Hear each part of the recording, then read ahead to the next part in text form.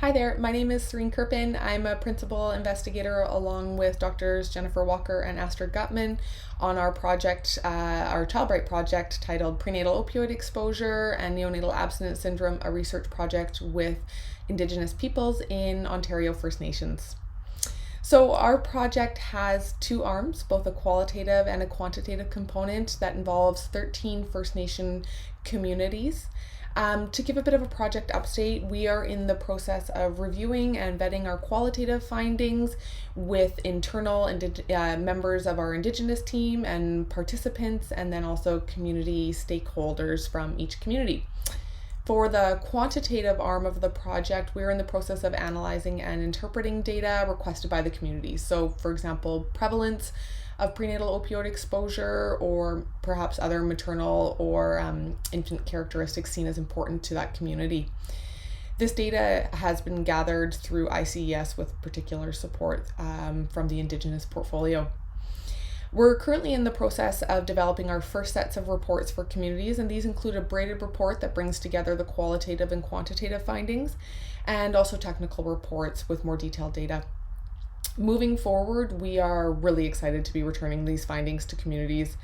What we are seeing as we start to bring together the qualitative and the quantitative finding is rich and comprehensive information that provides a much more complete picture of prenatal opioid exposure in Indigenous communities.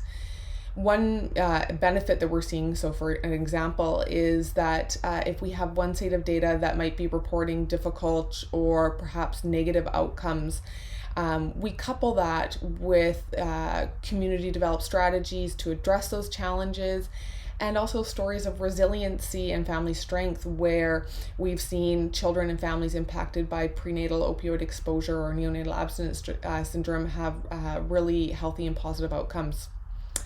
Our community partners are excited to receive the findings, and what we are hearing from them is that they're going to be using them to advocate for better supports and strategies for their families in their communities. They're also keen to get a better understanding of the perspectives of their community members. So this could be beliefs about opioid misuse during pregnancy, community beliefs about the infant and child outcomes, and community specific and really important culturally relevant strategies to prevent prenatal opioid exposure and help children and families.